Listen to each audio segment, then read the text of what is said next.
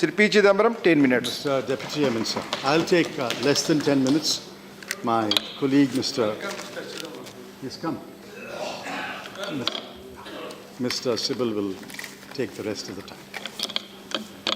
Sir, we have a Citizenship Act in this country. It recognizes citizenship by birth, citizenship by descent, citizenship by registration, citizenship by naturalization, and citizenship by incorporation of territory.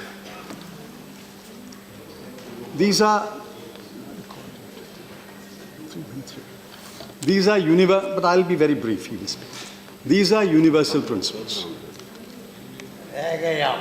Now this government is introducing a new category called citizenship by arbitrary executive fiat, and is asking this Parliament to support the government in passing what is patently an unconstitutional law.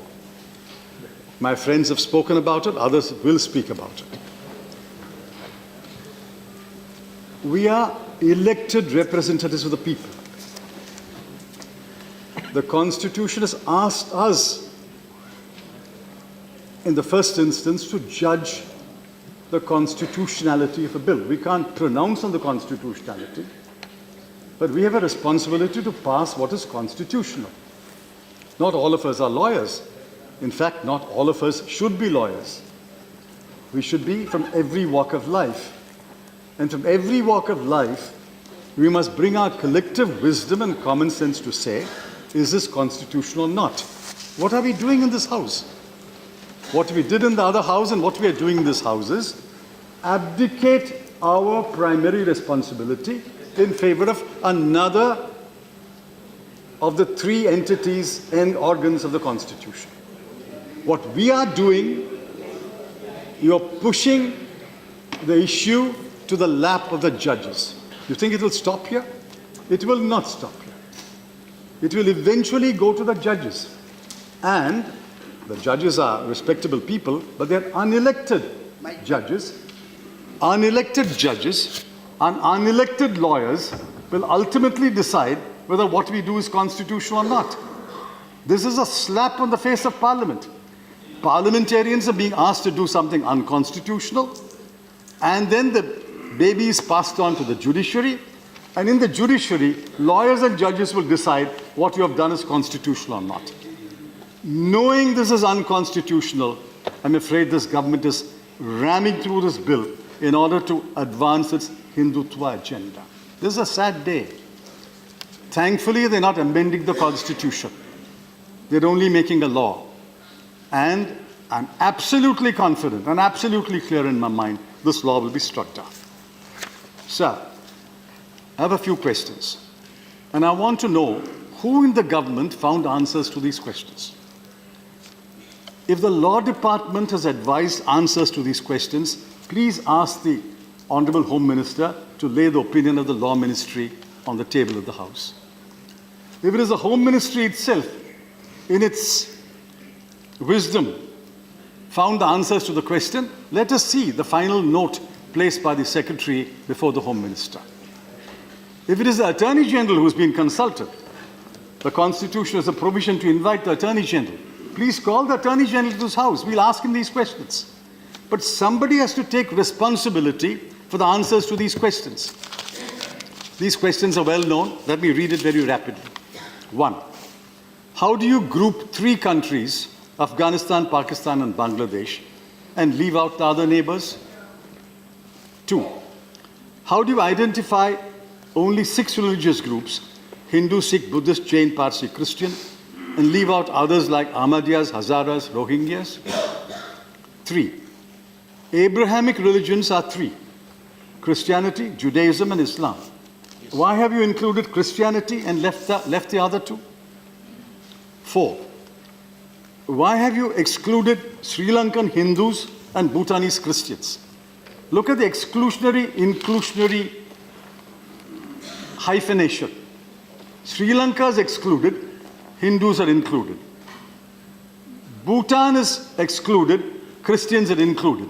When you hyphenate the effectives, Sri Lankan Hindus are excluded, Bhutanese Christians are excluded. This exclusionary, inclusionary hyphenation is beyond common sense and logic. 5. Why only religious persecution? Are people not persecuted for political reasons? Linguistic?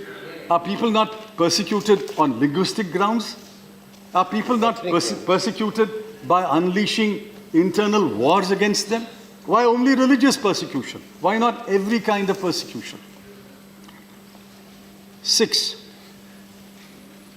Does or does not Article 14 of the does not the bill violate the 3 fundamental elements of Article 14 of the Constitution? First, equality before law. Unequals cannot be treated as equals. 2, unreasonable classification or irrational classification. And then there's a third element which most people forget. Judge-made laws added a third element. Even if unequals are not treated as equal or equals are treated unequally, even if the classification is reasonable, it can be struck down on the ground it's arbitrary. Arbitrariness writ large on the face of this bill. Now, I want to know who gave answers to these questions. Please let us have the answers. Why are parliamentarians being told, you will not give answers to these questions, go to the court and find answers? Let us have answers to the question. Let somebody take responsibility for the answers and say, yes, the Attorney General of India has answered these questions and said, these are our answers, and therefore this bill is valid. I dare the government to lay the opinion of the Law Department. I dare the government to invite the Attorney General to this House to answer our questions. So what we are doing today is wrecking the Constitution from within. A small part of the Constitution is sought to be wrecked and demolished by this insidious bill. Fortunately, we have 3 organs of the state. The executive is complicit. The legislature is being invited to collaborate. Hopefully, the judiciary will strike it down and we will save India and the idea of India. Thank you.